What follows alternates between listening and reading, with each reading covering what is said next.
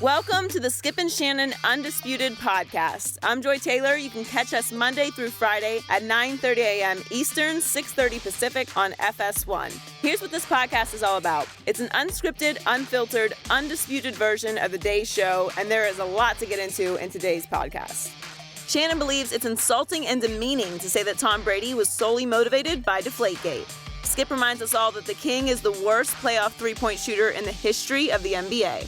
Fox Sports NBA analyst Chris Broussard drops by to tell us why the Cavs getting Carmelo Anthony without Kevin Love makes no sense. Our in-house Grammy winner, Mr. St. Louis himself, Nelly, is here to tell us why his airness is still more clutch than Brady. Finally, Pro Football Hall of Famer Chris Carter breaks down the Hall of Fame selection process and says it might be flawed, but it's still worth it. How about the Heat? Yes, the Heat have won 11 in a row. 11 in a row, and Yeah. still the 11th seed. Yeah. So I want to know, have you recovered from yesterday? Your lowest moment on the show? No, you know what? Something happened last night. Picked me right Oh, up. did it Gave me really? B12 shot. I'm like, oh my goodness. Let's Oh, talk my about goodness. that. Let's talk about please. that. Let's get it started in the NBA. LeBron James banked in a game-tying three-pointer with under a second left against the Wizards last night. LeBron fouled out in overtime, and the Cavs won the game. LeBron finished with 32 points and a career-high 17 assists in the win. And 7 boards. Don't shortchange that man. Don't shortchange it. Skip, I'm about to shortchange I that don't- man. How did I know? Yeah. did LeBron intend to bank in the game-tying three? Seriously? Are we seriously asking that question? Yes. Because I'm sorry, I don't know if you're actually going to try to debate me on this, but clearly, obviously, and sadly, he did not try to bank in Knew the it. tying three-point shot. exactly what he He was knew doing. exactly. So let me ask you this, Mr. Sharpe. Okay. Mr. LeBron idolater, Mr. LeBron zealot who wears LeBron PJs to bed every night. When was the last time you saw LeBron attempt to bank a wing three-point shot? Does he ever attempt to bank a wing three? Because I can't remember one, and I watch every LeBron game. Maybe I missed one somewhere in my memory bank. I just don't remember it because he doesn't try it. You know why he doesn't try it? Because that shot has become extinct in the NBA. Nobody does it anymore. Nobody tries to go Reggie Miller or Larry Bird and use the bank because it's open, especially from a wing three-point shot. Help me out here. Do you know one? That's LeBron. Oh, it's just LeBron. He just invented it he reinvented it. all he things he are brought possible. that shot out of extinction on the fly. Tim Duncan did it all the time. He made Yeah. a career out of banking. Okay, wing but he threes. was banking twos. We know he's banking twos, but not wing threes. And this wasn't just a wing three. This was an extremely high degree of difficulty shot in which he caught a long bomb pass from Kevin Love. It was a heck of a pass. I want you to say the C word. Say it right now, Skip Bayless. C word?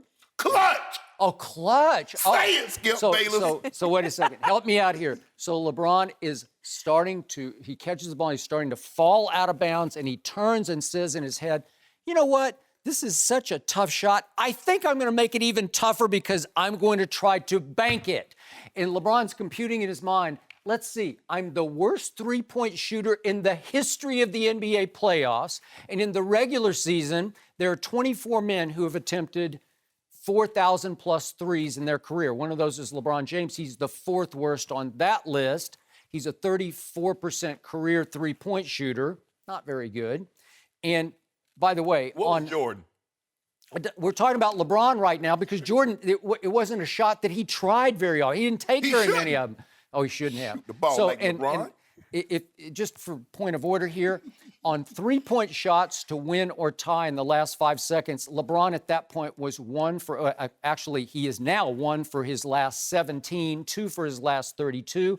The last one he made like that was 3 years ago. I was watching the game in my hotel room in New Orleans before the All-Star break, and he made it at Golden State before Golden State was Golden State quite yet. And it was a big time shot. It was really good, but it's rare. So let me get this straight. So he's turning and he's shooting and he says at the last second, you know what? I'm going to try to make this off the glass. No, he did not. Stop it. Because here's what happened. He missed it so badly to the right that it accidentally banked in. You know it. I know it. The world knows it. And thank God Charles Barkley for his objectivity on TNT right after the game. At least he wondered out loud if LeBron actually called bank on the shot. It was a great shot because it helped the Cavaliers win one of the great regular season games we've seen in a long, long time. So I'm going to give LeBron credit for accidentally making a key shot in the game.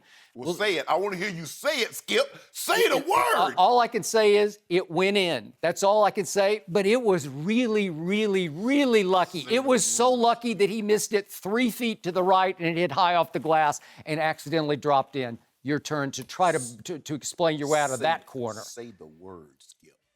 Say it. I want to hear you say it on national TV. Tom Brady, clutchest player in the history of sports. We're not talking about C word. Clutchest player ever. Even more clutch than Michael Jordan is now Tom Brady. Thank you for teeing me up on that. Did LeBron intend to bank the three? He intended to send the game into overtime. That's what he called, OT. And when you got money like LeBron, the bank is always open, Skip Bayless. Yeah. I saw the man write a check so big the bank bounced. Really? The bank? Yeah. Oh. Who's writing your stuff now? I'm Did just Steve telling you. Owens write that joke? Skip, why are you questioning a man who had made his last 3 threes? No, he missed one after that. Skip. He missed one. He hit 3 in a row. Had a rare hot hand. I give you that. What you mean rare? Rare? I just told you rare. He's 36% this year. Skip. You make it seem like that was DeAndre Jordan or Drummond that shot the three-pointer. That's LeBron James. Well, among guards, he's the equivalent of DeAndre Jordan shooting As a threes. matter of fact, when you look at that play, first of all, that was a great pass by Kevin Love. It was. I guarantee you Kevin Love is a better quarterback in Cleveland than anybody on the Browns roster. Oh. Name one. Another one. Name one quarterback on the roster that could have made that pass. Skip. That was a higher degree of difficulty than the Ray Allen shot in Game 6. Way higher. Oh, see, But the other one had a little more magnitude. Yeah. It did, Skip. Think about this. He had to catch the ball. He caught it, dribble, step back, pirouette, fell into the sideline, OT. I heard him say, did you hear him say OT? Because he knew it was going in. Oh, he said OT while the ball's in the air? He knew it was going in. No, he said wide right. No, that's what he said. Skip. And see, this is what you do here. You always say, I want to see LeBron doesn't have the clutch gene. Well, he doesn't. The baddest man on the baddest man is Kyrie. Do you know Kyrie was 0 for 4 in the fourth quarter? Mm-hmm. There is no overtime without the king. Wait, you led me into this one. Then in the overtime, the king fouled out with about 47 seconds. Yeah, 47 seconds into the overtime. And then the closer for the Cavaliers closed the deal. Kyrie scored 11 in overtime. Let me ask you a question. Where would LeBron be without the help that is Kyrie Irving? Let me ask you a question. After Kyrie scores 0 points in the fourth quarter, LeBron has 13 points. 4 of those came on 3-pointers with 2 assists. So without LeBron's 13 and 2, is there even an overtime? Well, LeBron owed his team even that lucky shot because what happened with 51 seconds left? He drives down the right side of the lane and he gets blocked by Gortat, a right-handed layup. First of all, Skip, you saw that. Gortat touched no part of the ball. He hit LeBron on the wrist. I thought it was as clean could be, and so did every referee on the floor. Nobody even blinked, and they went the other way. And you know what? When Kyrie hit that baseline jumper and Bill ran into him, they didn't think that was a foul. You and I both know that was a foul. You know, they missed the call. Because Kyrie is the baddest man on the court, they said he doesn't need any help. Kyrie, before they started overtime, Kyrie Irving was 5 of 18 with 12 points. He was having an off game until the money was on the table. But then when it was clutch time, Mr. Clutch stepped up and saved the day for the Cavaliers with LeBron on the bench. What was his stat line, Joe? Can you read me his stat line? 39 and 12, Kevin Love. Is that what we're talking about? 39 and 12? That's a stat line. We're going to talk about Kevin Love in the next block. Oh, okay. Let's talk about LeBron. 32, 17, and 7. There is no overtime without LeBron. You know that. I know that. So then we got to get to the other bad moment for your man, the King. With 4 seconds left in the game, this is why he owed them the lucky shot.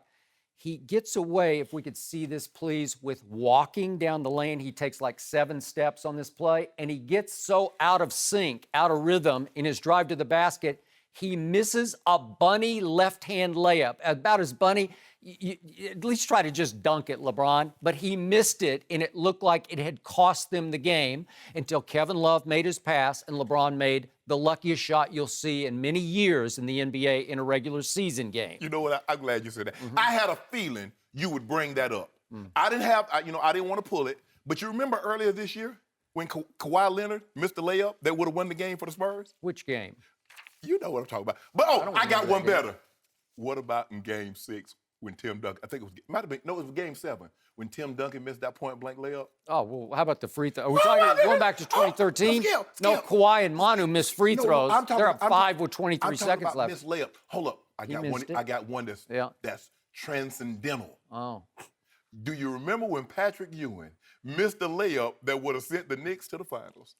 You remember that? Wait. Did anybody ever call Patrick Ewing the best player on the planet? Did anybody ever say that in relation to Patrick Ewing? This is the best player on the planet. This is Mount Rushmore. Missed a bunny left-handed layup? All I'm saying, really? I'm saying Tim Duncan.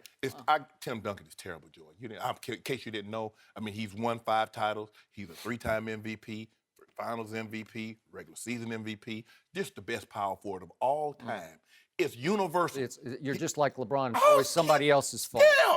All I'm asking you is that, although it happens once every 100 times, but LeBron set you up. He did that on purpose. He missed he missed that layup on purpose so he could come back, hit a turnaround pirouette 3, falling out of bounds. Yep.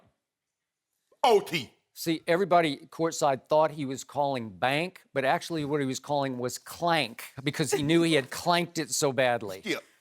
All you heard was. And by the way, I hate to even Did bring he hit this the up. glass? I'm not even going to bring this up, but I will. You're not, but you He will. actually stepped on the out-of-bounds line before he pirouetted to make the shot. And I'm not even going to, it didn't matter. I'll still give it to him. He stepped out of bounds, but it's okay. Above the line. Well, either way, it was a very, very good game. And after last night's game, Talk about the shot. It was a great game. No mercy. Tom Brady won his 5th Super Bowl on Sunday, but a lot of the talk was how he would react to seeing Roger Goodell at the podium. Yesterday, Bill Belichick said Deflategate was not Brady's motivation. Let's take a listen. With all due respect, I think it's really inappropriate to suggest that in Tom's career he's been anything other than a great teammate, a great worker, and has given us every single ounce of effort, blood, sweat, and tears that he has in him. And to insinuate that this year was somehow different, that this year he competed harder or did anything, to a higher degree than he ever has in the past, I think is insulting to the tremendous effort and leadership and competitiveness that he's shown, for the 17 years that I've coached him. It's been like that every year, every day, every week, every practice. I don't care if it's in May, August, or January. Tom Brady gives us his best every time he steps onto the field.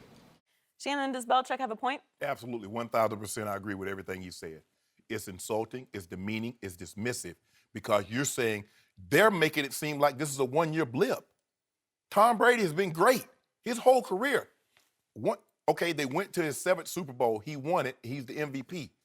But even before this year, he had gone to 6 Super Bowls, Skip. He had won 4 of them.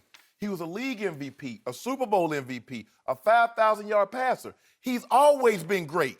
So now, because he's always been great, we're going to try to say, well, this year was the motivating factor? That's not how it worked. Tom Brady understood what he was up against. In his first 4 years, he was 9-0 in the playoffs with 3 Super Bowls. That was the standard. When you are a great player, and I wasn't the player that Tom Brady is, but they didn't compare me to other players, Skip. They compared me to a younger me. That's the comparison they make with Tom Brady. The guy that's been going to Super Bowls every 2.3 years since he's entered the National Football League. So to make this about Deflategate, he was somehow more motivated. Did he understand what he was up against? Absolutely. The guy missed a quarter of a season. He knew what happened. Has he moved on? Sure. Does he not know what happened? Of course he does. He know what Commissioner Goodell did. He feel he was wrongly accused. And just because you forgive doesn't mean you ever forget. But Tom Brady fire doesn't burn because of the Deflategate. It burns because he was a sixth-round draft pick. He still views himself as that. He's fueled by championships because that's the only thing that matters to him. When you've won as much as he has, and that organization have, you don't play for regular season accolades. If you don't stack Lombardis, your season was a failure. Some people are happy. Some teams are happy we made the playoffs. We won the division. Every year, if Commissioner Goodell does not hand that trophy to Mr. Kraft, their season was a failure. If Tom Brady does not get his team to and win the Super Bowl, his season is deemed a failure in his eyes. So to say this 2016 season, culminating with a win in the Super Bowl in the fashion in which that's what gave Tom Brady motivation, is very insulting. It's very demeaning. It's dismissive of the previous 16 years in this man's career. So I 1,000% agree with Coach Belichick. And I 1,001% disagree with Coach Belichick. And with everything you just said, even though there's some semantics operating here, I get your point. It's not that Tom Brady tried to work harder or play harder this year. So what did he do different this year than in the previous years? Here's what happened. And I reported this a long time ago back on the old show, and I brought it up again on September 6th, 7th, and 8th as we launched this show this year. I'm close to a couple of Tom's closest friends, and they told me from the start he was going to be more driven than ever this year because that man, Roger Goodell, attempted to destroy his legacy, his credibility, his reputation by, I think, wrongly accusing him of cheating and lying. And it was such a blow to him and to his family as he approached age 39 that it's just that he was more driven than ever with what I call channeled rage. It's Jordan-esque channeled rage that he played with this year. And arguably, he had his greatest year, albeit somewhat shortened with the four-game suspension. But to go 28 touchdown passes to only 2 interceptions, he was playing at an even a higher level at age 39 than he has ever played at before. And it's not because he practiced harder or tried harder. He just had a deeper rage in him to get even with the National Football League for trying to ruin his legacy and his career. That's all that we're saying here. And I saw it all year long. And basically, go ahead.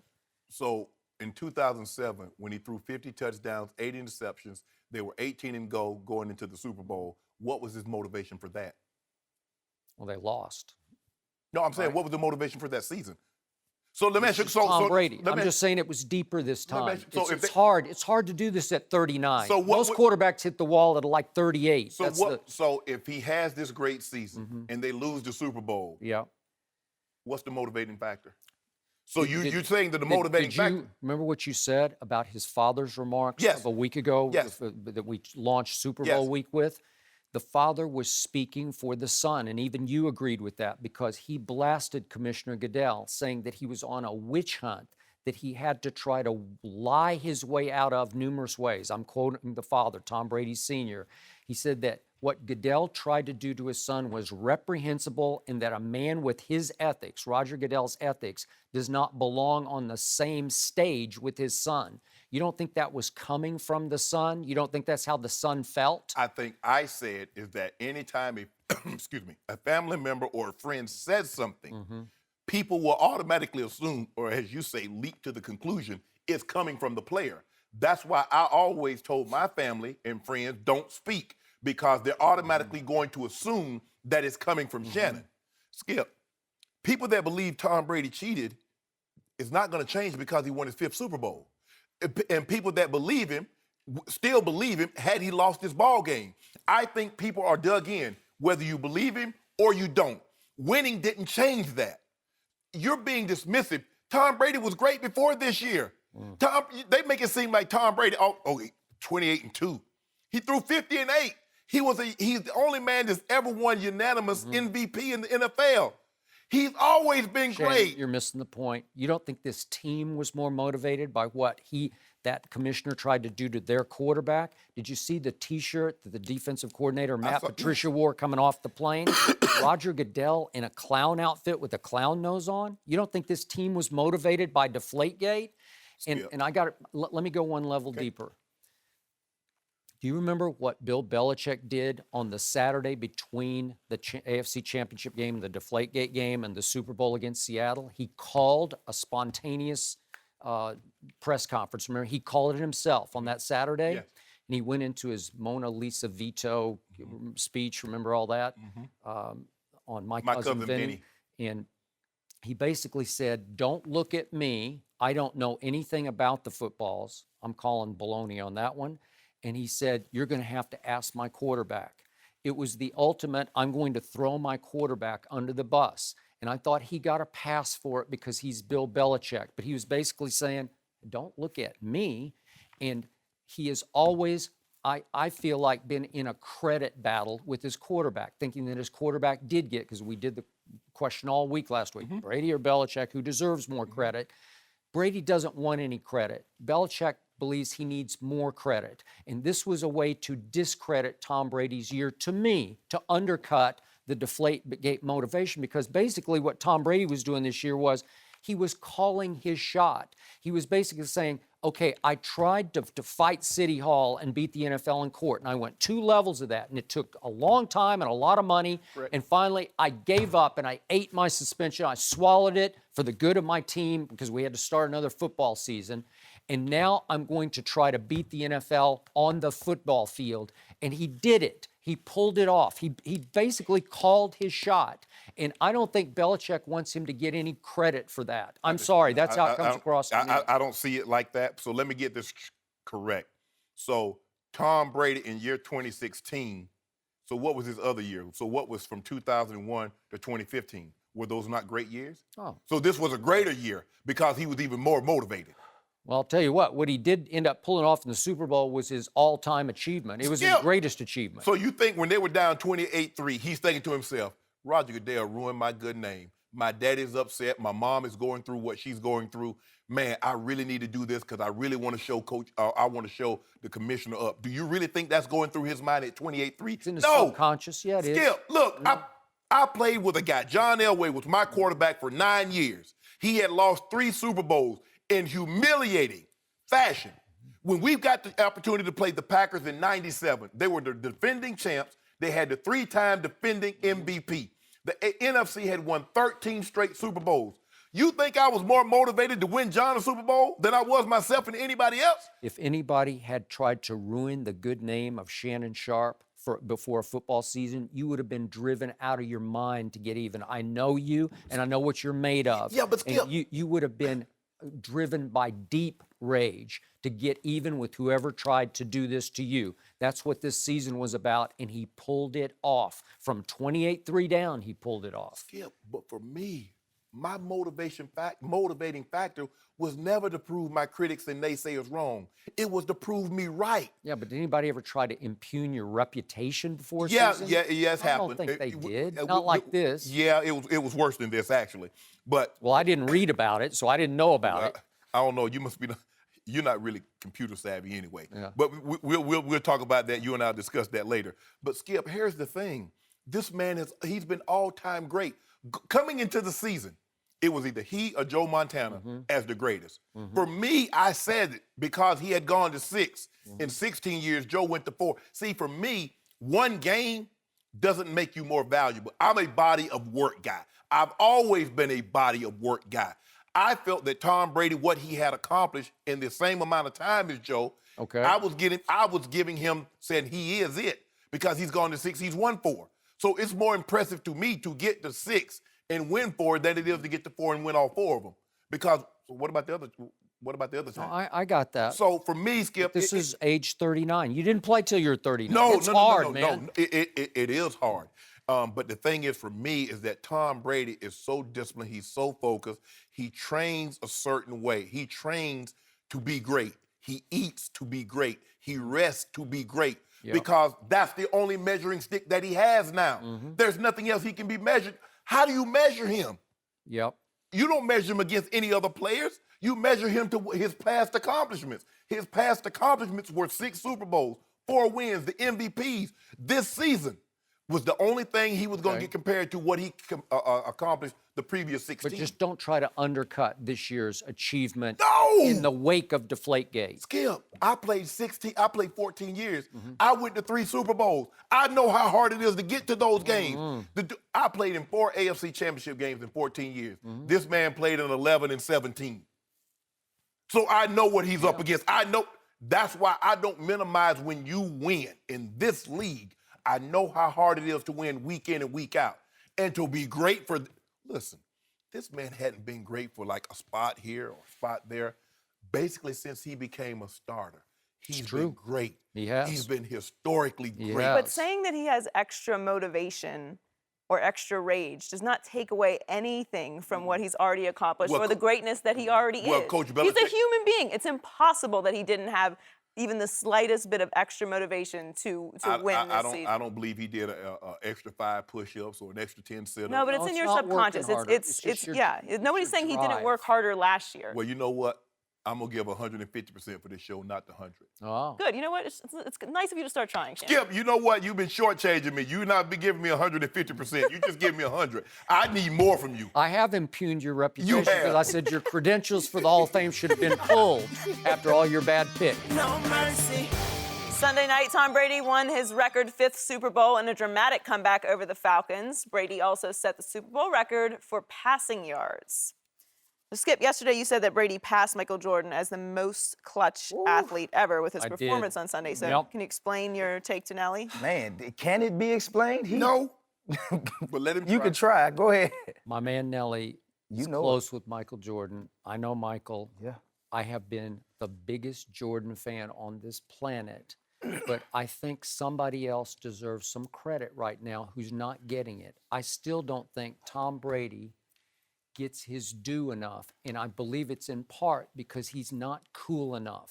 He doesn't have swag to him. He doesn't have enough arrogance and attitude to his game. There's no edge to his game. He has a little arrogance to his game. A little bit, not enough. You see him after the game, he's just that aw shucks, gee whiz. Yeah, you saw that reluctant handshake too. You saw that little reluctant handshake at the end too. I thought he accepted it. Yeah, no, I said reluctant. Okay. That don't mean he didn't do it. Yeah.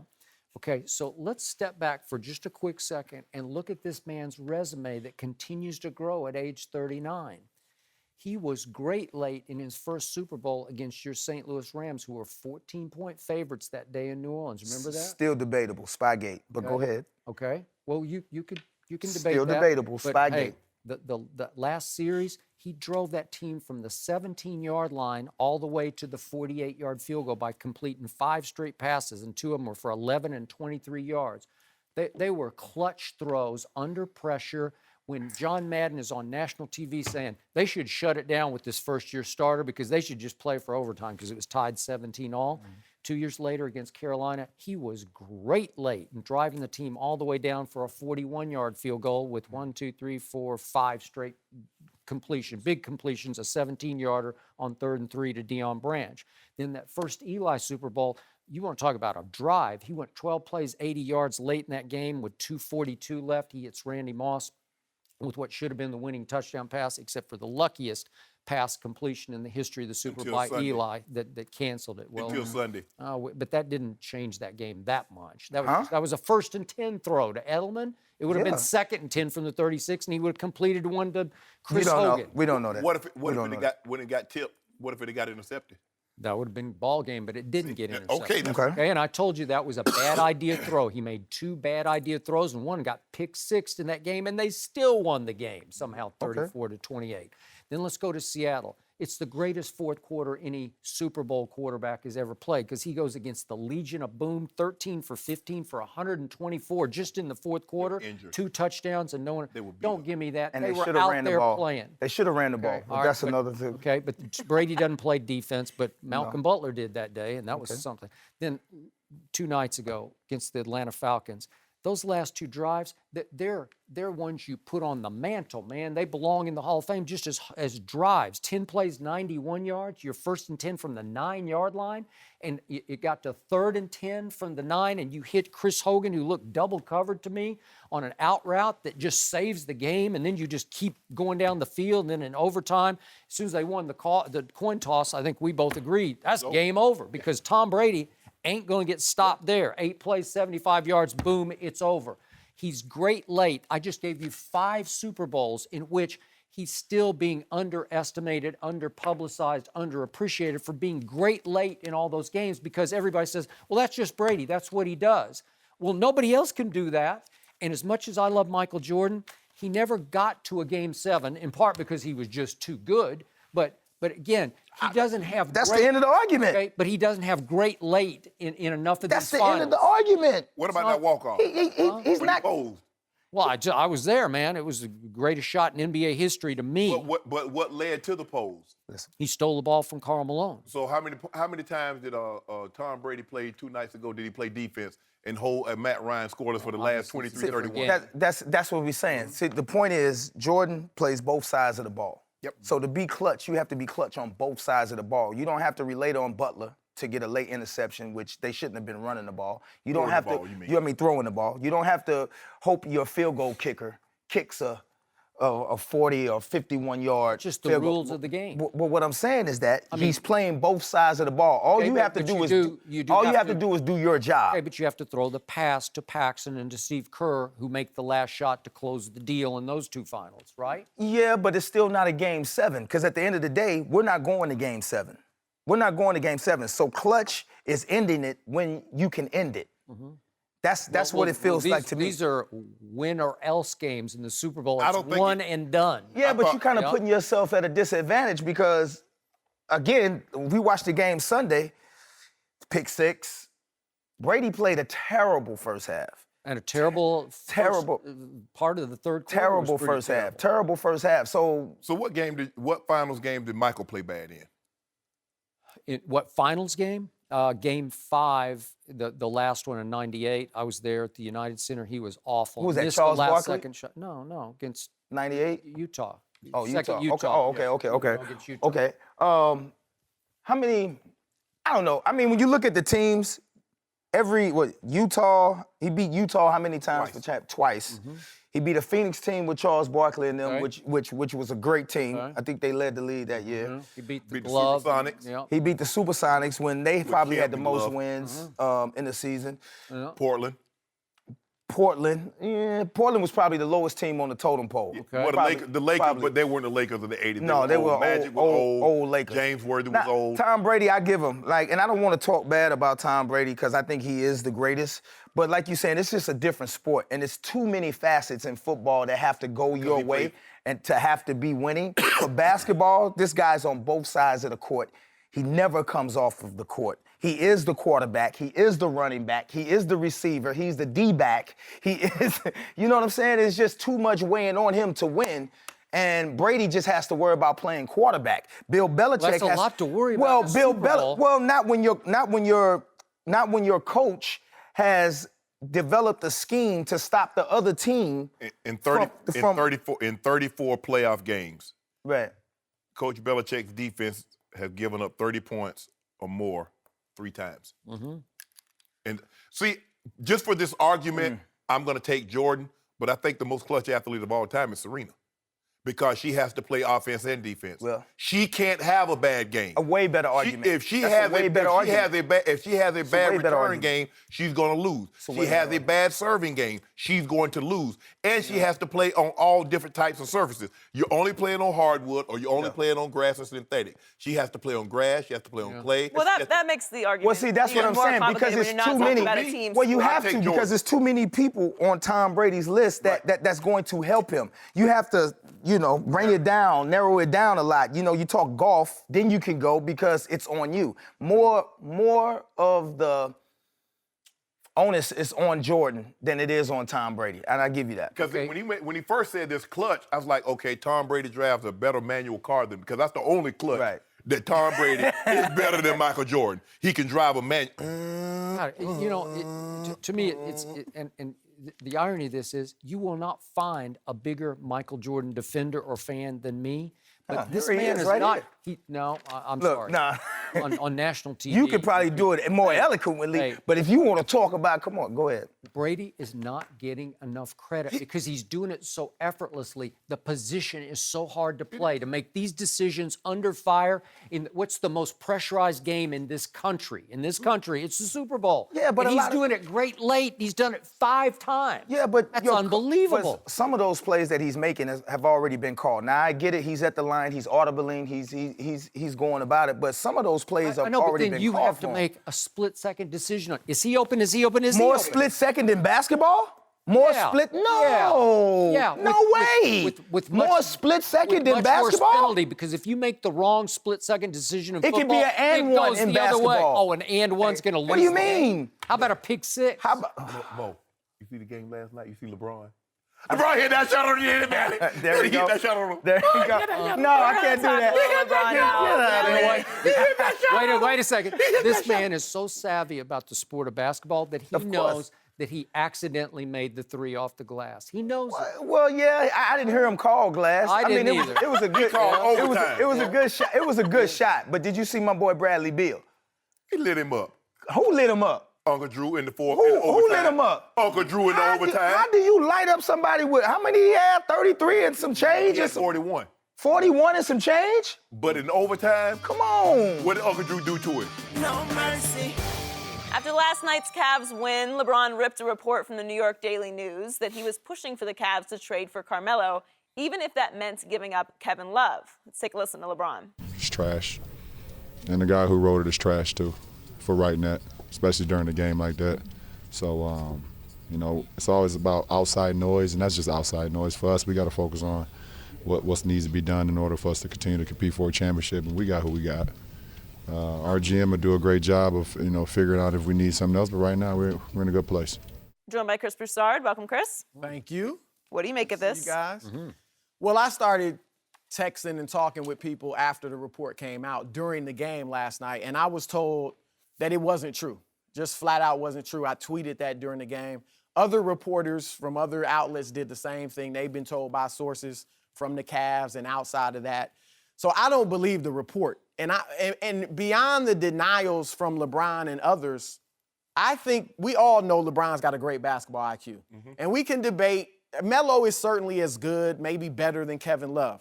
But for the Cavaliers, what Love does some things for them that I don't think Melo could. Number one, he's a great rebounder.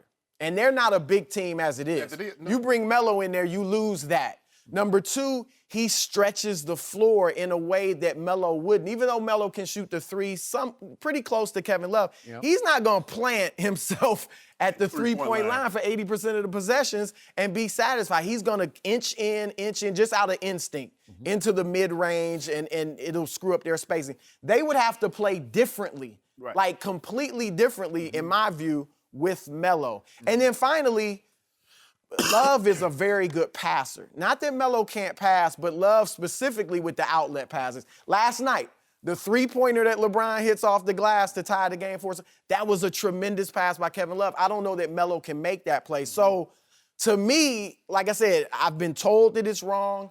I don't think it makes sense for them. I'm sure he wants Melo in addition to Love. But Melo without Love... It makes no sense because he's saying they have a big 4 in Golden State.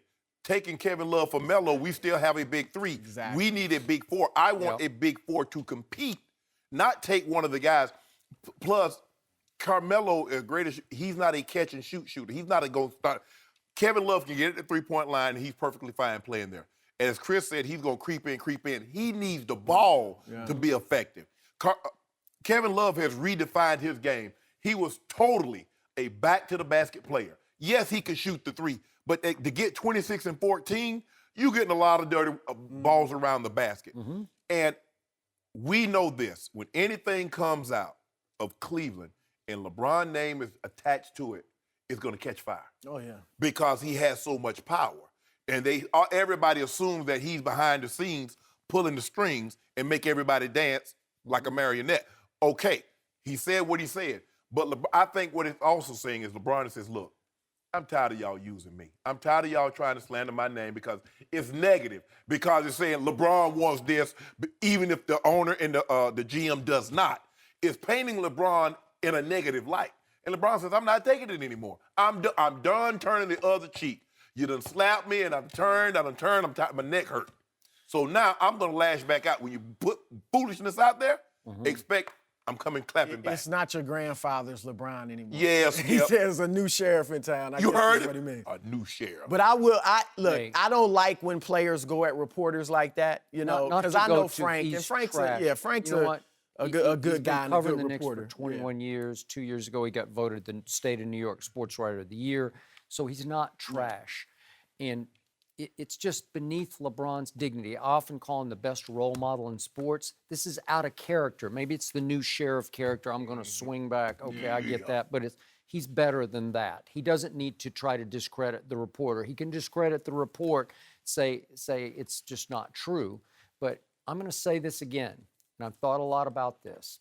LeBron obviously has as high a basketball IQ as anyone who's ever played. And clearly, you can make the quick case that on paper, the better fit is Kevin Love. He'll do the dirty work on the glass, and he'll just go stand out there for 80% of the possessions until he gets that swing pass from LeBron completely across court. Because nobody, I call LeBron the best passer in basketball, and nobody can get in the lane and find three-point snipers better than LeBron did. He did it 4 or 5 times last night. 6 threes. Yeah, I know. Yeah. You just takes your breath away. You say, how did you see him? How did you find him? He was coming down court. Yeah. He was dribbling. He veered to his right, and over his shoulder, he turned all the way around and found, I think it was Corver in the corner for a splash three. And he splashed it. And he can splash it. By the way, they got him Kyle Korver. You're liking Korver now. You know? Hey, well, we both liked it. See, last night, I was watching LeBron, and I said, LeBron, you cooking with cooking spray. I need you to get hot. I said, I need you to get some Crisco going. Okay. He got hot as fish grease, didn't he? So this is me. So you think it would be a good move. Me. Is that what this is my 2 cents from a distance. I believe in LeBron's heart of hearts. He believes they would have a better chance against Kevin Durant's Golden State Warriors with Melo in place of Kevin Love. I don't believe that. And it's because of firepower and star power. To me, to do it in a vacuum, I still think Carmelo Anthony is a better basketball player than Kevin Love. I've never been the biggest Kevin fan. And I believe what LeBron said the other day, even though it was not directly pointed at Melo, but he made a point of, I don't know how happy he is in New York. He probably does because they're very close, or unhappy. But his point was, if you get Carmelo out of New York in a happy situation, you might see a much more productive basketball player.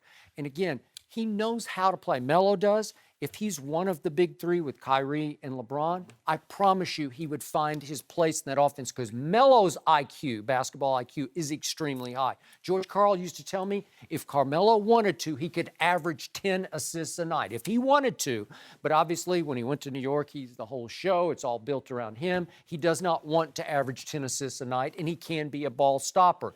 But we've seen him on the international level play with LeBron and company and all the superstars, and he can be really good. You played against Angola. I got Bulgaria. He has looked tremendous in the Olympics. He has. When he just has to be that third scorer or whatever. This is the thing, though.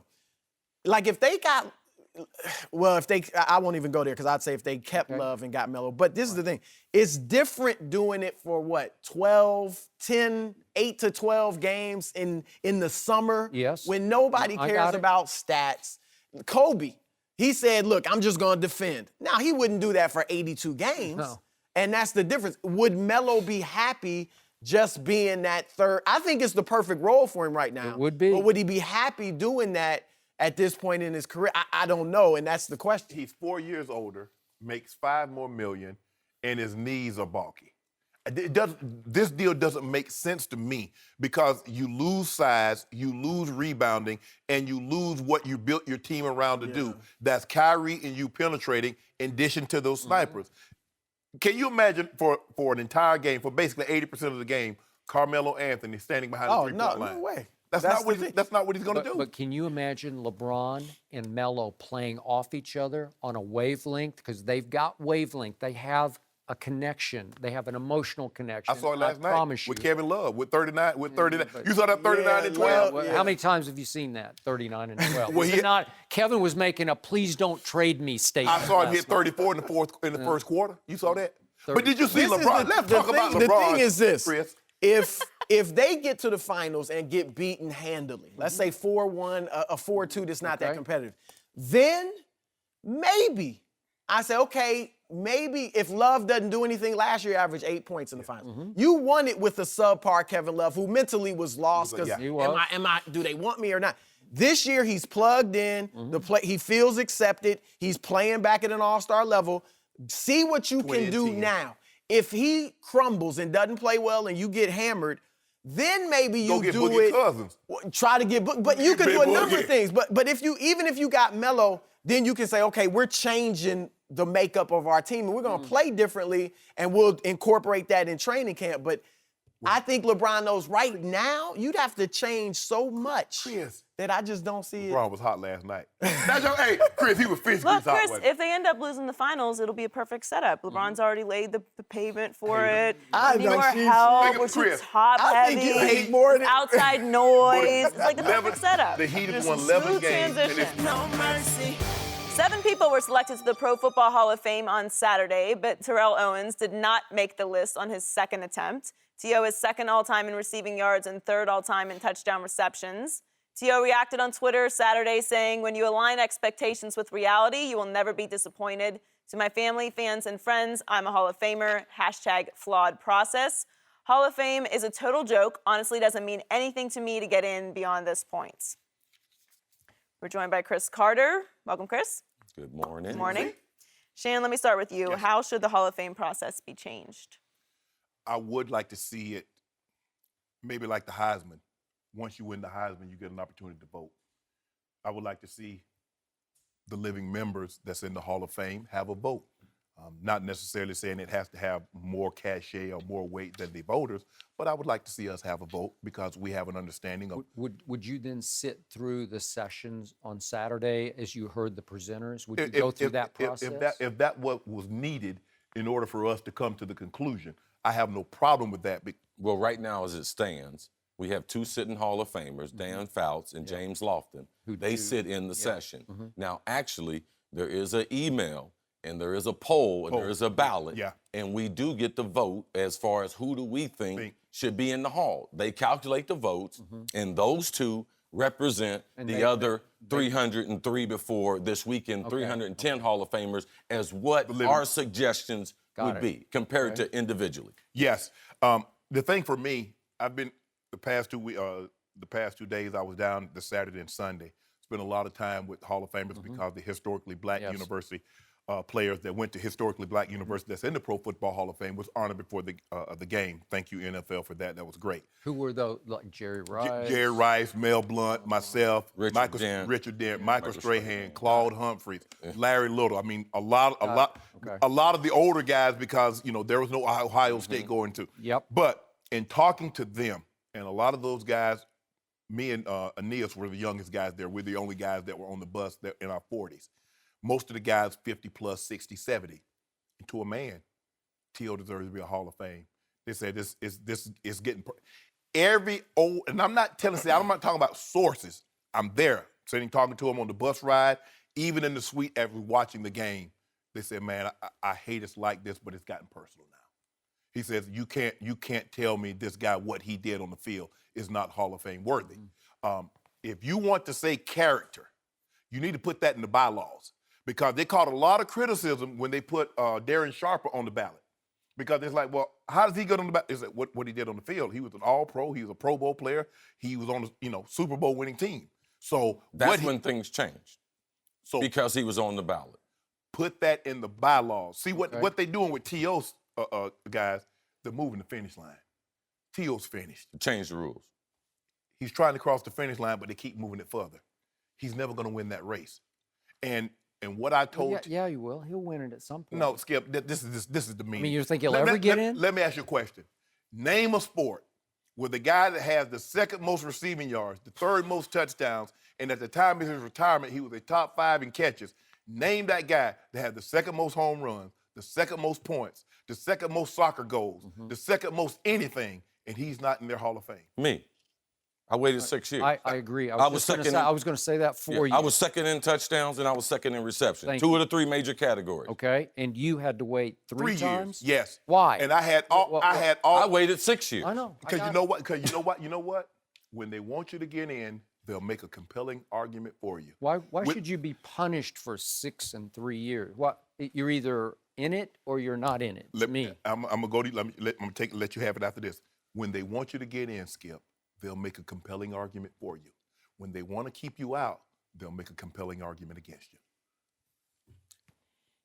First of all, there's 310 members into the hall. How many living? 177. Okay, awesome. Living. I feel bad for T.O. to a certain degree. Just wait 1 second. Because we've had other great players. Harry Carson. No character. I'm talking about a great man. He got very, very frustrated with the process. Lynn Swann, I think it took Lynn Swann 14 years I believe it did. to get into the Hall of Fame. In the whole history of the Hall, in the modern era, there's 25 receivers in the Hall of Fame. And I'm just so fortunate that I'm one of them. It's something that, as I got to the end of my career, was something that I thought was very, very important. I wanted that. I never won no Super Bowls, but I wanted to be in the Hall. Now, there's only 5 wide receivers that were first ballot Hall of Famers. All right? They are Raymond Berry, Lance Allworth, Paul Warfield, Steve Largent, and the GOAT, Jerry Rice. Okay. So there's only been 5 of them first ballot Hall of Famers. So there's always been a skewed line or a move in the line for wide receivers. Now, what happened 2 years ago changed the climate. When Darren Sharper ended up being on the list, it sent shockwaves through the Hall of Fame and the president, Dave Baker, and said, we have to do something about this. So now, not like baseball, baseball said they have adopted where character can be a part of the evaluation. We haven't gone that far as the voters, but what they have said is that the locker room is an extension of the field. That's what they've said, and they changed that the last 2 years. So have they moved the finish line? Yes. But character, it does matter. And to me, I can support that. As long as they stand up, they should make it official, put it in the bylaws, because not only does it allow the Hall of Famers, because when you get in the Hall, we have a great standard for the Hall. Absolutely. Don't they chastise us every year and tell us what they expect from a young Hall of Famer as far as all the traditions that they have? Absolutely. Every year, right? Yes. Now, so I understand what being in the Hall of Fame is. Now, there's a great article, Philadelphia.com. It talks about one of the writers, Paul Domowitch. He writes about how they've changed the standard. And now that your conduct and your character can be judged as far as your on-the-field accomplishments. The locker room and the field now are attached. And they have moved the line. And is it a flawed process? Yes, T.O., but you're a flawed candidate, too. Because character, it does. What job do you have where character does not matter? Now, put it in the bylaws and make it official. That's all. Okay? That's all I'm saying. Put it in the bylaws and make it official. But as far as wide receivers and getting to the Hall of Fame, it's been skewed for a long, long time. Yeah, you asked the question, who could be number 2 in 2 major categories? Me. And I waited 6 years, and I'm so glad because when they do call your name, you forget about all that stuff. You do. So T.O. will get to that point. And I know T.O.'s not a fan of mine. All right? I know that. So I don't say that just haphazardly. When you get in, you forget about it, and it is worth it. Like, T.O., don't give up your pursuit of being in the greatest hall of halls. I know it's frustrating. All of us went through it. And you can never be cut. You can never be traded. Skip, let me say this. And I'm sorry to go long. That's all right. But it's important. It's worth it. There's a lot of guys that had great character. They were great teammates. They were very respectful. They're like a coach. But they're never going to be in the Hall of Fame because why? They don't have the stats to measure up. At the end of the day, this is a compilation. You're in the Hall of Fame for what you did on the field. The 15,000 should mean something. 153 touchdowns should mean something. But now, because the problem that I have with this, CC, they voted this man 5 times as an all-pro, saying you're one of the 2 best receivers in all of football. That's what they said, knowing what he had done on the field, knowing what he had done in the locker room and on the sideline. It was okay for them then. Now it's time to pay this man, to pay him off. Give him the ultimate validation. What you did disgust us. Move along. And to say, this is what's most egregious. Skip, he wasn't even a top 10 finalist. He made the 15. He's not a top 10 finalist. It lets you know, too, it wasn't a one-year punishment. Oh, this is ongoing. Because it's going to be very interesting. We had a conversation. Talk to it. Say it. It's going to be very interesting how they treat Mr. Moss. Next year. It's going to be very, very... Because this is the same thing happened to me. I didn't make it the first year I was a finalist. They had me in the room next to the press conference. The Hall of Fame and the NFL suggested that I be there. So me and my family, I faced the embarrassment of going out the back door. Flat out torture is what that... Okay, and then the next year I had a bad year. I didn't even make it to the finals. Guess who was on the list the third year? Jerry Rice. There goes year number 3. Bye-bye. Well, and I kept falling for another 2 years. Just me, I would like to think Randy Moss will be a first ballot Hall of Famer. There's I would only like been to think 5. about it. Okay. He's a man that publicly said, I play when I want to. He's a man that mooned the fans. It's going to be interesting to see how they treat this. I think Moss is a first ballot Hall of Famer. So do I. Well, you really know. Okay, my turn. This conversation... Were you ever a voter? No, I was not. And I don't want to be a voter. This conversation is getting more and more difficult for me because we keep doing it again and again and again. And it's forcing me to restate my opinion again and again and again to the point that it looks like I am getting personal with Terrell, whom I know, who I have debated with on live TV, 3 different times, once for about a whole show. So I know him, and I do not hate Terrell Owens. I just don't think, and I don't like your word character, it's about behavior. There's off-the-field behavior, and there's in the locker room huddle and on-field behavior. It's a behavior issue, and I believe that his behavior on the first 3 teams that he was on do not make him a Hall of Fame candidate. That's just me, but I've told you that before, and I don't want to look like I'm piling on or making this worse and worse, but I have to keep restating my opinion to have this conversation. But for years, I was told that the voters did not take into consideration what you did off the field, your transgressions, unless it went to, I don't know, I can't think of candidates, but if it went to murder or rape or something, I don't know, there could be some things that would be so egregious that you're disqualified. He's sure not gambling because Paul, Okay, that's what I'm saying. Hall of Fame Yes, there are a lot of transgressions off the field. There's a lot of law breaking that went on that should not have been a factor in whether you belong. And a lot of guys who weren't good guys. Weren't good guys. That's fine with me. But Charles Haley, I campaigned for, not in the room, but to some of the voters that I knew for years and years. And he treated me about as poorly as you could treat a media person. He treated and everybody I did like not this, care. He treated everybody like that. And I don't know if you guys know his background in San Francisco, but there was an incident when he walked into the GM's office and he did something that was so disgusting to protest the way he was being treated by the management that story resonates with every voter to the point they just couldn't do it. They just said, no, we can't. But did it hurt? The dog in the fire hydrant. Okay. Worse. Yes. That was just... Yes, you're getting close. Yeah, you're getting warmer. But did that hurt his football team? No, his football team loved him because nobody played with more rage that was contagious. I mean, it was just everybody wanted to be with Charles because he was out of his mind in the greatest way. He was a game changer. When he came to the Cowboys, he tilted the playing field from San Francisco to Dallas. He did. Yes. I'm sorry, and I couldn't believe Carmen Policy would say, we're done with you. He was running the 49ers at that point. He had to be at that point, okay, but how can you keep this man? He had 5 Super Bowl rings, and you kept him out. I lost track of the years. He was about 12. 12 years? Are you kidding me? You punished him for 12 years? So now back to Terrell Owens.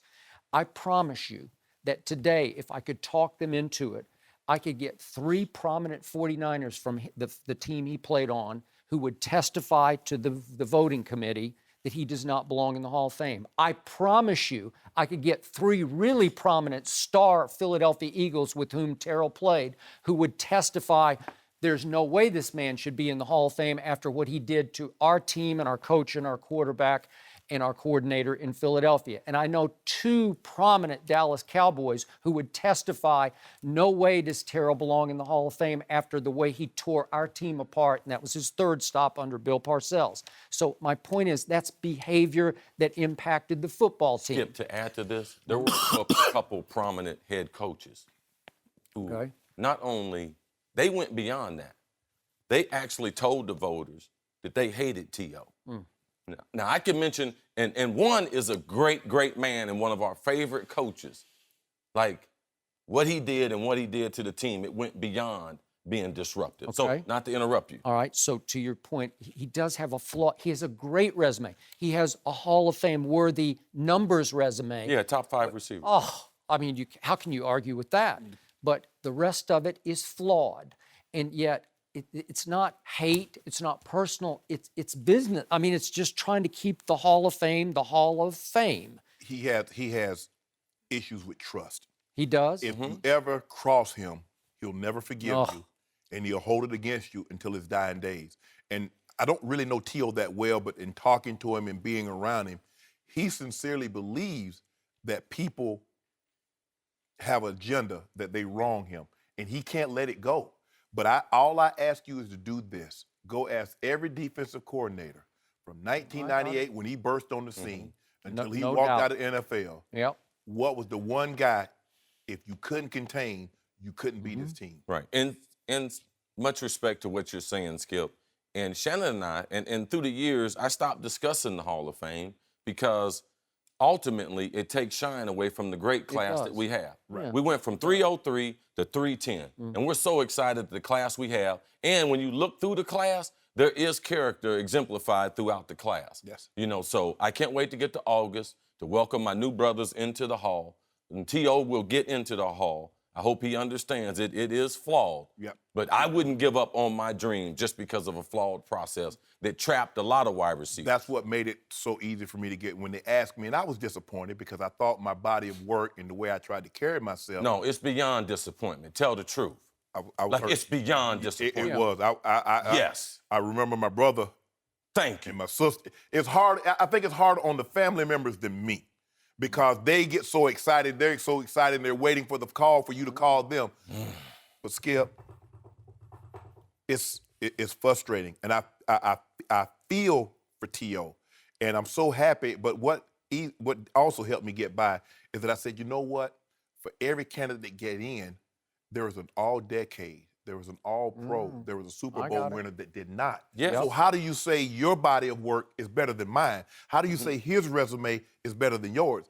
I think the best thing that they've done is that they've taken coaches and owners and taken them out of the player category and put them in contributors. True. Because the contributors, the owners and the coaches were taking slots from the players, and you have an impact on the game, but it's different than a player. Yeah. So I think that was one of the best things they did because they were eating up spots that a player should have gotten that spot. Put them in contributors as what they were and keep it along. But they got to change the rules. They got to put in the bylaws that moving forward, your character, how you treat your teammates, how you treat your coaches matters. Okay. It matters. And it also, before we move on, it sends a message to a couple receivers that's playing the game today. It does.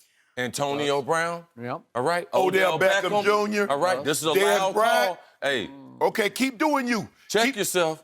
Keep talking about business booming Well, and all that. unfortunately, your character should always matter to you anyway, to begin with. But Last quick point before we go. I want to say that I'm proud to work with 2 Hall of Famers on this show who are so proud and take so seriously that they are in the Hall of Fame. Thank you for that. Well, T.O. will be joined by some big names who will be eligible next year. Our own Ray Lewis, Randy Moss, as we mentioned, Brian Urlacher, and Rondé Barber. Here we go. Okay, so if you Here we go. Well, we know one guy's a slam dunk. We know Ray going in. So we know that. Okay, now what do we do? What do we do with... Well, We'll find out soon enough. No mercy. This is the Skip and Shannon Undisputed podcast, where we're delivering you an unscripted, unfiltered, undisputed version of the biggest topics of the day's show. Be sure to subscribe to the podcast on iTunes, like us on Facebook at Undisputed on FS1, follow on Twitter at Undisputed, and catch us at 9:30 a.m. Eastern, 6:30 Pacific, Monday through Friday on FS1. You can find us on channel 219 on DirecTV, 150 on Dish. Thanks for listening, everybody. I'm your host, Joy Taylor. That's it for us today at Undisputed. We're back tomorrow with Nelly. We'll talk to you then. Fox Sports, 1 of 1.